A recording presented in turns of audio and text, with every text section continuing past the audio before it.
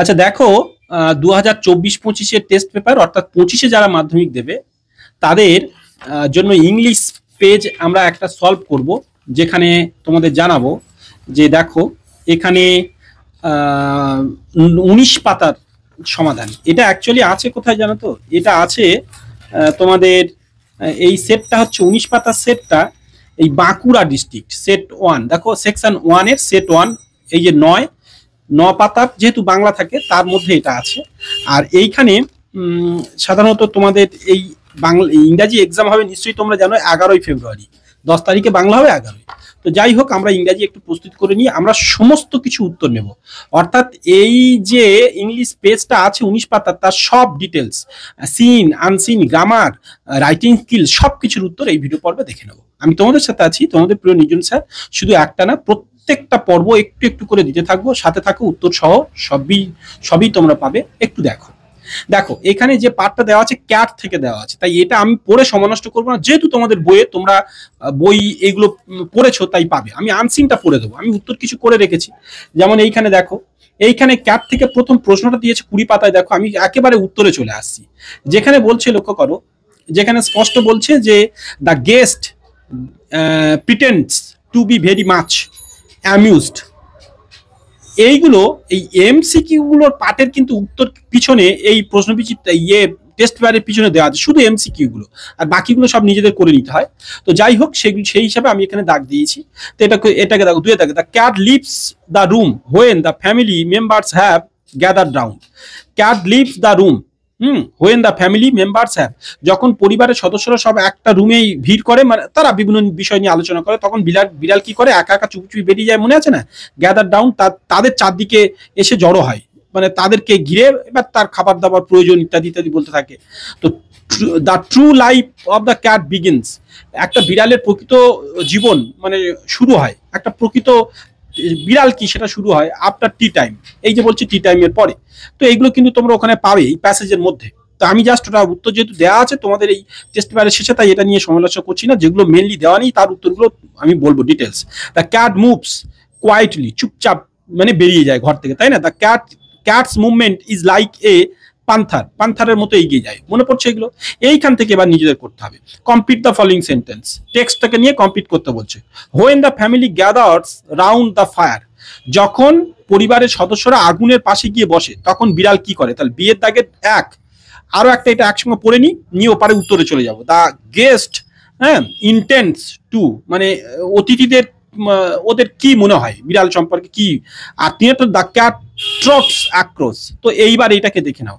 তো হোয়েন, তাহলে বিদ্যাগের when the family gathers round the fire, আগুনের পাশে যখন জড়ো হয়ে বসে, ওপারে উত্তরটা আমি দেখো বীর এক একটা করে রেখেছি। এই যে the fire, the cat casually, এই যে goes out of the room, সে ধীরে ধীরে রুমের বাইরে কি করে, বেরিয়ে যায়। আর দুয়ে দাগের উত্তরটাই ডু থেকে দিতে হবে, টু দেওয়া যাবে না, কেন দুয়ে দাগের টু পর্যন্ত আছে। দেখো দ্য গেস্ট ইন্টেন্ট টু দেওয়া আছে, তাই না? এই টু দেওয়া আছে, তাই আমি টুটা বাদ দিয়ে টু ডু বলে এখান থেকে দেবো। দেখো to do kick the cat out of the Windows, মানে মনে পড়ছে যে যখন তার পায়ে আঁচড় কাটে তখন, বা খেতে চায় বারবার তাদের কাছে, তখন অতিথি যারা আসে তারা মনে করে যে এই বিড়ালটাকে একটা লাথি মেরে জানলার বাইরে ফেলে দিলে ভালো হয়, কিন্তু তা করতে পারে না, তাই না? এটা তাদের ইন্টেন্ট, তাদের মনে হয় ওটা কি করব। আর তারপর দ্য ট্রোট, এই যে একটা আছে না, দ্য ক্যাট ট্রোটস অ্যাক্রস, যেটা সেটার উত্তর কিন্তু এখানে দেওয়া আছে। এই যে এখানে আমি করে রেখেছি, মানে পরের পেজে 20 নম্বর পাতার উপরের দ্বিতীয় লাইনে, এই যে trot across and skip star দেবো না, টু থেকে দেবো। To the roof of an empty set, এইটা পর্যন্ত উত্তর হবে। ঠিক আছে, এর উত্তরটা বলে দিলাম। এবার ট্রু ফলস, ভালো করে এইখানে একটা জিনিস সবাই ভুল করে, এটা বুঝে নাও। এই যে ট্রু লেখার জন্য কিন্তু টি লিখতে হবে, আর ফলস যদি যেটা হবে সেটা এফ লিখতে হবে। কোনো সময় কিন্তু এই টি আর এফ বলে দেবে না। যখন যদি বলে write T for true, write F for false, এরকম যদি বলে দেয় তাহলে বুঝতে হবে ট্রুর জন্য টি লিখতে হবে, ফলসের জন্য এফ লিখতে হবে। যদি এই টি আর এফ বড় হাতের বলে না দেয়, তাহলে কিন্তু এই বক্সের ভিতরে না পুরোটাই ট্রু পুরোটাই ফলস লিখতে হবে, নাহলে কিন্তু তোমার নম্বর কেটে দেবে। এইটা কিন্তু মাথায় রাখতে হবে। যখন টি আর ফলস বলে দিয়েছে বলেই কিন্তু আমি তোমাদের স্পষ্ট বলছি এখানে। তাহলে ওই বক্সের মধ্যে, যেমন the guest is actually very pleased with the cat, হ্যাঁ, অতিথিরা কি এই বিড়ালকে দেখে খুব মানে আনন্দিত হয়, মানে তা তো নয়, তাই ফলস এখানে এফ দিয়েছি, দেখতে পাচ্ছ শুধু এফ লিখতে হবে। আর সাপোর্টিং সেন্টেন্স দিতে বলেছে, তো সাপোর্টিং সেন্টেন্স ওপারে গিয়ে আমরা খুঁজে নিচ্ছি। তার আগে আরেকটা পড়ে নিই, দ্য ক্যাট হ্যাজ মেনি পোস, এটা সাপোর্টিং সেন্টেন্স দিতে বলেছি। তা ওপারে চলো, এইখানে আমরা এই যে বলছি, এই যে সিদ্ধাগের এক, এই যে আমি উত্তর দিয়ে দিয়েছি, সিদ্ধাগের এক পুরো এখান থেকে এই পর্যন্ত। অতিথিরা নিশ্চয়ই পুরোটা দিতে পারো বা এর কিছুটা একটু দিতে পারো, যে সে তা পছন্দ করে না। এই যে এখান থেকে সি থেকে এই ডাউন পর্যন্ত পুরো উত্তরটা হয়ে যাবে। এবং আমরা পরের পেজে যাব, সি দুয়েরটা দেখো, সি দুয়েরটা ওপারে করে রেখেছি এখানে দেখো। তো তারপরে দেখো, তারপরে আমরা আসছি, আচ্ছা হ্যাঁ, এইটার উত্তর কিন্তু আমি করে রাখতে ভুলে গেছি, তবু একটু বলে নিই। The cat has many phos, তার অনেক, এটা তাহলে ট্রু দিয়ে দাও, অনেক শত্রু আছে, ঠিক আছে। তো সেইটা এইখানে উত্তরটা আছে, এই লাল কালিতে এখনই দাগ দিয়ে দিলাম। He has so many enemies, এইটা পুরো এখান থেকে দিয়ে এটা সাপোর্টিং সেন্টেন্স দেবে। ডগস, স্মল বয়েজ, এইগুলো স্টোনস, এই সবগুলো মানে এগুলো তার শত্রু আর কি। এইবার কবিতার পাঠটাকে the grass or leave, the snail থেকে পড়েছে নিশ্চয়ই, বুঝতে পারছো তাই না, দ্য স্নেল থেকে এখানে পড়েছে। তো তাই আমি এটা পড়ে আবার শোনাচ্ছি না, তোমরা কিন্তু প্রত্যেকটা কবিতার নাম এবং কবির নাম কিন্তু হার্ড অ্যান্ড সোল মুখস্থ রাখবে, ওইটা দিয়ে দেয় কিন্তু অনেক সময়। তো এখানে দেবে না লাইন তুলে, কিন্তু হঠাৎ জিজ্ঞেস করবে হু ইজ দ্য পোয়েট, মানে what is the name of the poem, এরকম দিয়ে দেবে। আচ্ছা, এটার উত্তর তো করে দেওয়া থাকে পিছনে বললাম। দ্য স্নেল লিভস উইথ, মানে স্নেল লিভস উইথ কিসের সাহায্যে, মানে কোথায় বাস করে, হিজ ফ্রেন্ডস না নান, অর্থাৎ সে একাকি। দুয়ের দাগে তাহলে হোয়েন ডেঞ্জার, মানে ইমিনেন্ট বিটাইটস, এখানে বলছি উত্তরটা হচ্ছে বি, ইম্পেন্ডিং। আবার দেখো তিনের দাগের উত্তরটা হচ্ছে ডিসপ্লেজার, চারের দাগের উত্তরটা হচ্ছে মঙ্ক। এগুলো আমরা দিয়ে দিলাম, যেহেতু এটা উত্তর করে দেওয়া আছে তাই এটা নিয়ে ভাবছি না, এইগুলোর উত্তর আমরা নিজেদের করতে হবে।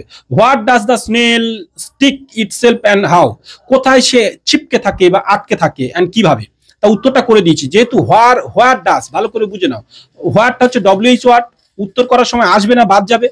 আর ডাজটা তো অতিরিক্ত আনা হয়েছে, তাই এও আসবে না। অ্যাকচুয়ালি সাবজেক্ট দিয়ে শুরু করতে হয়, দা স্নেল, তখন তোমরা টিটাকে বড় করে দেবে, টিটা বড় করে দিয়ে শুরু করবে, দা স্নেল।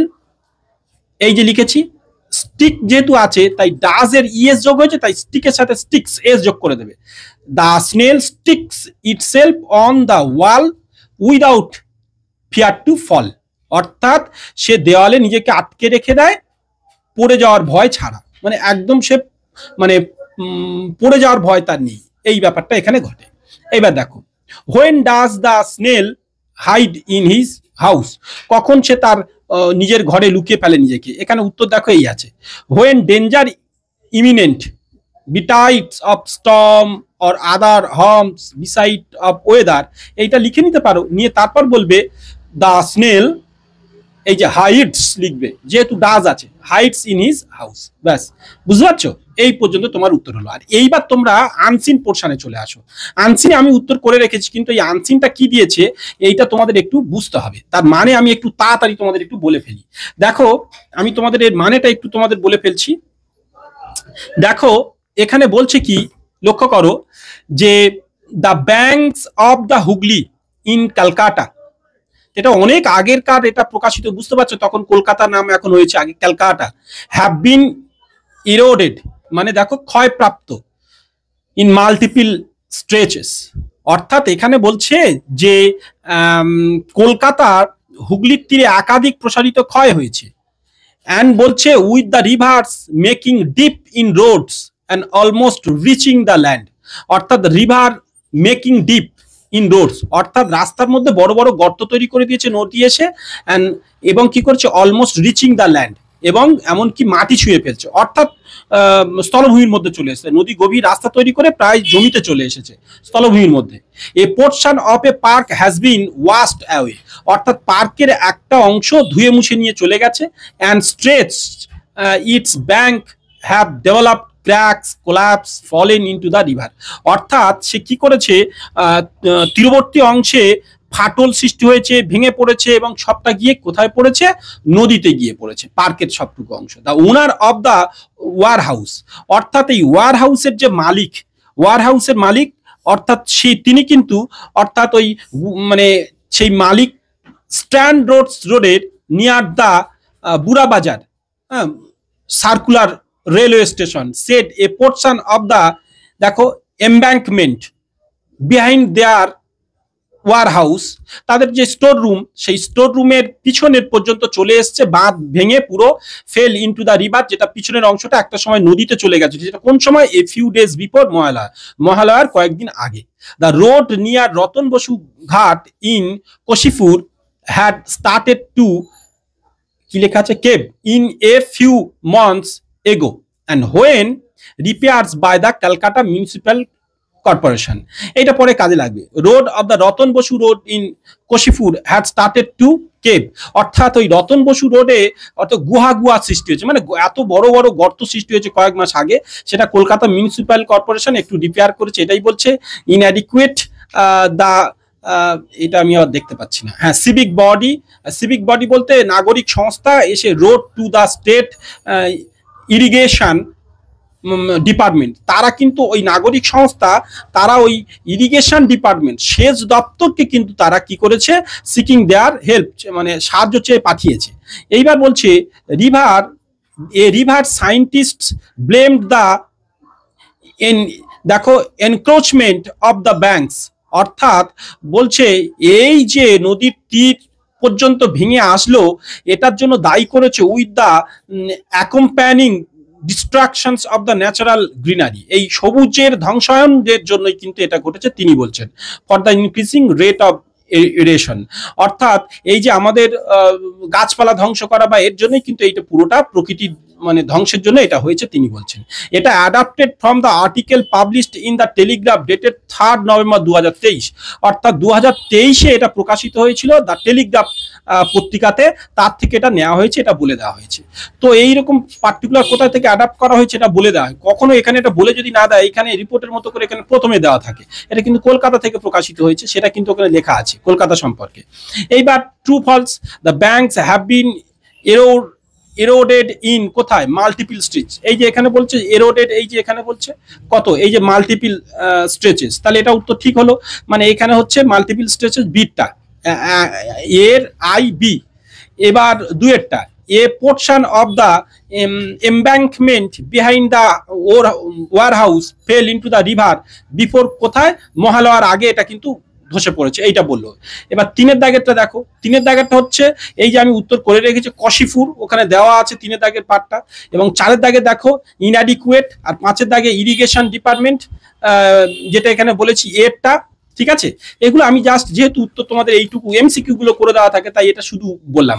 পরেরটা রিভার, এটা উত্তরে। এবার ট্রু ফলস গুলোর ক্ষেত্রে আবার সেই আমি বলবো, দেখো, the bank of the Hooghly in Kolkata have been eroded in many places, এটা টু, মাল্টিপল প্লেসেস পেয়েছিলাম না, টি লিখবো, আর এখানে সাপোর্টিং সেন্টেন্স হিসাবে দেখো এখানে আমরা বি এর একেরটা দেবো, এই যে এখান থেকে এই পর্যন্ত, এই যে এখান থেকে এই পার্টটুকু আমরা দেবো, যেহেতু এই যে বললাম মাল্টিপল স্ট্রেচেস বিভিন্ন জায়গায়, এটা একটা হয়ে গেল।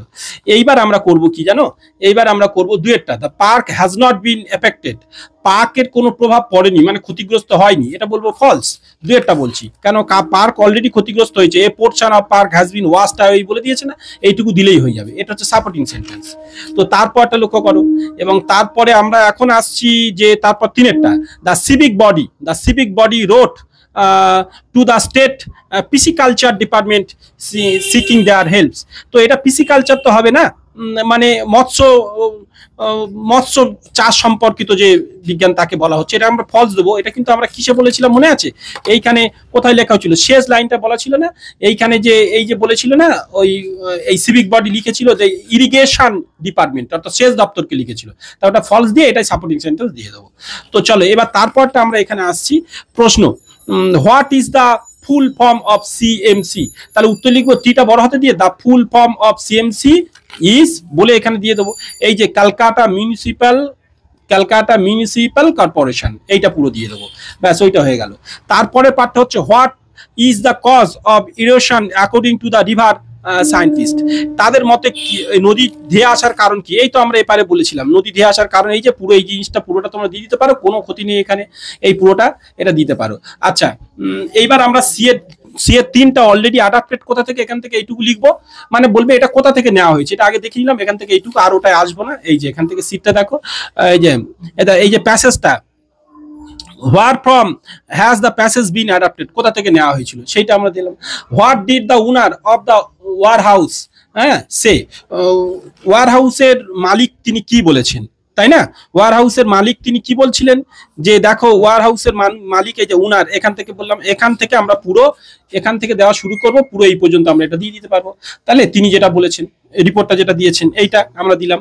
এইটা গেল আনসিন পর্ব। এবার আমরা গ্রামার ভোকাবুলারির মধ্যে চলে আসি, যেখানে দেখো গ্রামার ভোকাবুলারির মধ্যে 15 গ্লোবাল হেলথ লিডার্স। এই যে এইখানে আবার বললাম এমসিকিউর মতো যখন থাকবে উত্তর দেওয়া, ইনক্লুডিং, এটা হবে ইনক্লুডিং 3 ফ্রম ইন্ডিয়া, এই যে হ্যাভ ডিমান্ডেড এটা, তারপর হচ্ছে হ্যাজ কাম, এটা উত্তর হবে আর কি, ঠিক আছে। এইবার দেখো ফিল ইন দ্য ব্ল্যাঙ্কসটা আমরা একটু করি। The unemployment rate of the country, of হতে পারে বা ইন হতে পারে, crossed 10% in October according to the private survey, এটা হয়ে গেল। ব্যাস, এইবার আমরা ডু অ্যাজ ডাইরেক্টেড বা ডিরেক্টেডের ব্যাপারটা একটু বলে দিই, একটু আমি আর একটু যাতে তোমাদের বুঝতে সুবিধা হয় একটু জুম করে রাখি। দেখো এই যে এইটা, the fire in the office was extinguished, এইটা হচ্ছে ভয়েস চেঞ্জ করতে বলেছে। তা আমরা কি করব, এটা তো প্যাসিভ ফর্মে করা আছে, এটা অ্যাক্টিভ করতে হবে, কেউ না কেউ আগুন লিভিয়েছে, তাই না? তা someone extinguished the fire in the office, এটাই উত্তর হলো, ঠিক আছে। দুয়েরটা দেখো, the teacher said to the students have you any questions, তোমার কি কোনো প্রশ্ন আছে? The teacher asked the student if he had any questions, he বা সি দিতে পারো, তাতে কোনো সমস্যা নেই, যেহেতু এটা ছেলে না মেয়ে তুমি তো বুঝতে পারছো না।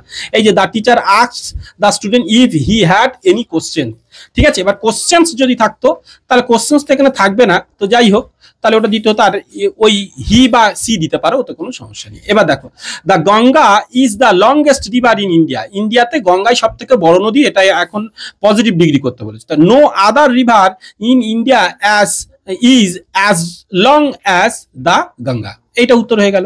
এইবার এইখানে দেখো ফ্রেজাল ভাব, এইটা কিন্তু খুব মনে রাখার বিষয়, ভালো করে দেখো, আমি এটা একটু ডিটেলস বলে দিই। Do not hate the poor, গরিবকে ঘৃণা করো না। এখন হেটের এইখানে দিয়ে দেওয়া আছে, প্রকৃত কোনটা দেখো, লুক ডাউন আপন মানে ঘৃণা করা, হেট মানে ঘৃণা করা, তাই এখানে কোনো ভার্বের চেঞ্জ নেই, তা সিম্পল লুক ডাউন আপন বসিয়ে দিলেও হয়ে যাবে। তুমি হেট লিখে পরীক্ষার সময় তাহলে লুক ডাউন আপন দেবে, ব্যাস এটা হয়ে যাবে। এক দাগ নম্বর বসিয়ে C1 হেট ড্যাশ দিয়ে এটা উত্তর লিখতে পারো, পুরোটা লিখে নিচে উত্তর বলে এটা লিখতে পারো।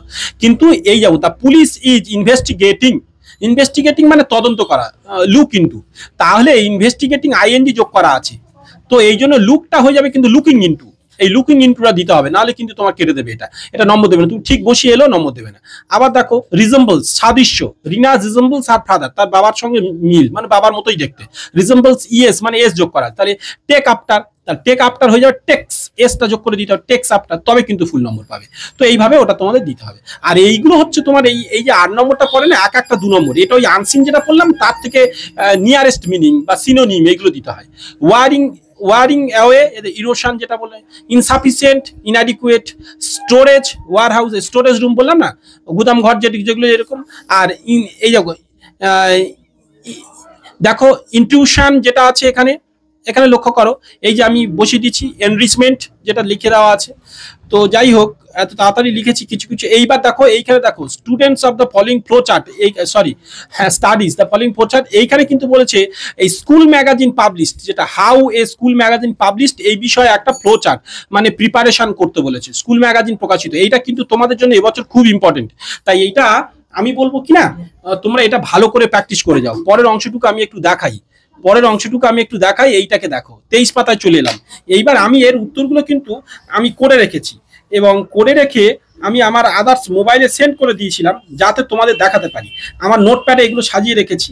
এই যে এখান থেকে লক্ষ্য করো, এই যে আমি এইখানে দিয়ে রেখেছিলাম, দেখতে পাচ্ছ 22 পেজ, বাঁকুড়া ডিস্ট্রিক্ট, 19 পাতা থেকে শুরু করে এই যে ডেট টুডে, দেখো লাস্ট সিন, এখানে দেখো এই যে 7 দাগের উত্তর, উপরে কি লিখবে, how A school magazine published বলে, এই যে পুরো ডিটেলসটা এই যে আমি দিয়ে রাখলাম আদার্স পর্যন্ত, এটা তোমরা পুরো সম্পূর্ণ মানে স্ক্রিনশট নিয়ে নাও, ঠিক আছে। স্কুল ম্যাগাজিন পাবলিশটা এটা আমি দিয়ে রাখলাম, নিশ্চয়ই পরিষ্কার তোমাদের দেখছো, এতে দেখতে তোমাদের অসুবিধা হচ্ছে না আশা করছি।